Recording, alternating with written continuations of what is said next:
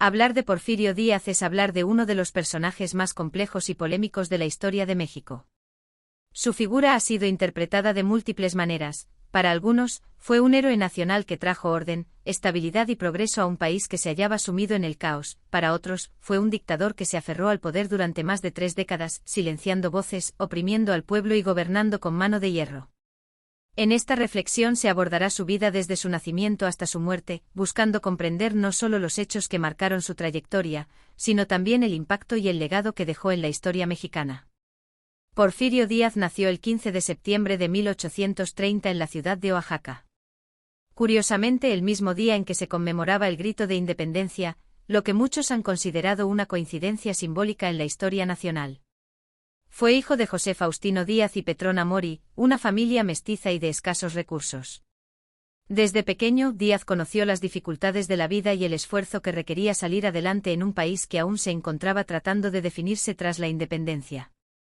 Inició sus estudios en el seminario de Oaxaca, pues su madre deseaba que se convirtiera en sacerdote. Sin embargo, las circunstancias políticas y su propia inclinación hacia las armas y la patria lo llevaron a abandonar los estudios religiosos para dedicarse a la carrera militar.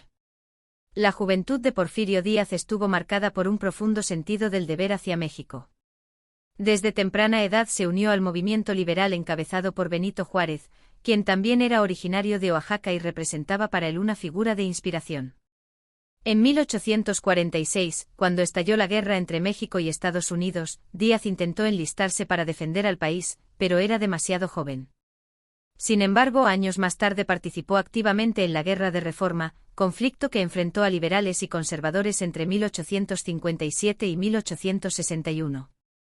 Durante esta guerra, Díaz mostró un gran talento militar, disciplina y liderazgo, cualidades que le permitieron ascender rápidamente en el ejército liberal.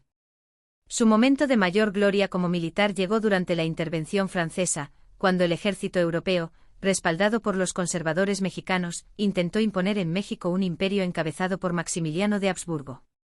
Porfirio Díaz se destacó especialmente en la batalla del 5 de mayo de 1862, bajo las órdenes del general Ignacio Zaragoza. Aunque no fue el principal responsable de la victoria, su actuación heroica en Puebla le ganó fama y reconocimiento nacional. En los años siguientes encabezó campañas militares exitosas contra los franceses, consolidando su imagen de patriota defensor de la soberanía nacional. En 1867, cuando el imperio fue derrotado y Maximiliano fusilado, Díaz se había convertido en uno de los generales más respetados del país. Tras la caída del imperio, Benito Juárez volvió a la presidencia, pero Porfirio Díaz comenzó a sentirse marginado del poder político. En 1871, cuando Juárez se reeligió, Díaz proclamó el Plan de la Noria, en el cual denunciaba la reelección y llamaba a la renovación política del país. Paradójicamente, años después sería él mismo quien permaneciera en el poder por más de 3 décadas. Su rebelión fracasó, Juárez murió al año siguiente y Sebastián Lerdo de Tejada asumió la presidencia. En 1876, Díaz volvió a levantarse en armas, ahora con el Plan de Tuxtepec, proclamando los mismos ideales contra la reelección y la corrupción. En esta ocasión, la historia jugó a su favor, logró derrocar al gobierno y asumió la presidencia de México. Así comenzó el largo periodo conocido como el Porfiriato, que se extendió de 1876 a 1911, con un breve intervalo entre 1880 y 1884. Díaz llegó al poder con el lema de sufragio efectivo, no reelección, pero pronto traicionó ese principio. A partir de entonces, su gobierno se basó en 3 pilares: orden, progreso y control. México, tras décadas de guerras civiles e invasiones extranjeras, anhelaba estabilidad, y Porfirio Díaz supo proporcionarla. Consolidó la paz interna, fortaleció el ejército, centralizó el poder y promovió la inversión extranjera.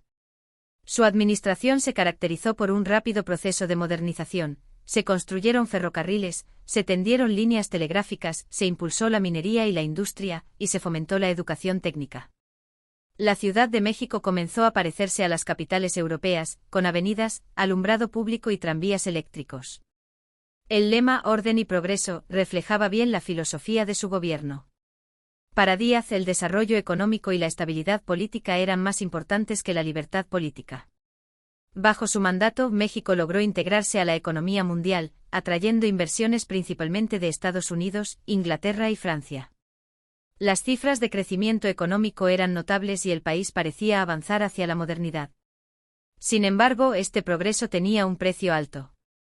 La riqueza se concentró en unas cuantas manos, las tierras se repartieron entre grandes hacendados y empresarios extranjeros, mientras que los campesinos, indígenas y obreros vivían en condiciones de pobreza y explotación. En la superficie el porfiriato parecía un periodo de paz y prosperidad, pero en el fondo existía una profunda desigualdad social. Díaz utilizó métodos autoritarios para mantenerse en el poder, manipuló elecciones, controló la prensa, exilió o encarceló a opositores y creó una red de caciques locales que respondían directamente a él. La frase poca política y mucha administración resumía su forma de gobernar, enfocada en mantener el control y evitar cualquier tipo de inestabilidad.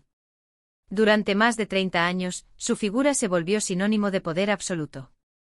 Muchos lo admiraban por su capacidad de mantener el orden, pero otros lo resentían por su autoritarismo y su desprecio hacia la democracia. A finales del siglo XIX, Porfirio Díaz ya era un hombre anciano, pero aún conservaba una gran influencia. Su régimen, sin embargo, comenzaba a mostrar señales de desgaste. Las huelgas de Cananea 1906 y Río Blanco 1907 evidenciaron el descontento de los trabajadores ante las injusticias laborales y la falta de derechos. Al mismo tiempo surgieron movimientos intelectuales y políticos que cuestionaban el modelo de gobierno porfirista. En una entrevista con el periodista estadounidense James Creelman en 1908, Díaz declaró que México ya estaba listo para la democracia y que no se reelegiría. Aquellas palabras despertaron esperanzas en muchos sectores, pero también fueron el inicio de su fin.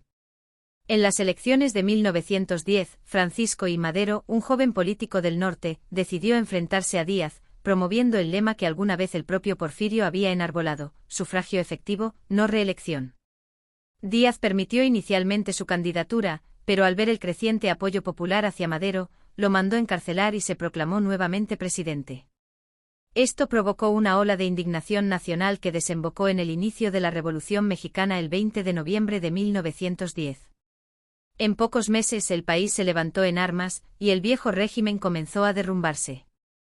En 1911 Porfirio Díaz, comprendiendo que su tiempo había terminado, renunció a la presidencia y partió al exilio en Francia junto a su esposa Carmen Romero Rubio. A los 81 años dejaba atrás más de 3 décadas de poder. En el exilio vivió con nostalgia y cierta tristeza, observando desde lejos cómo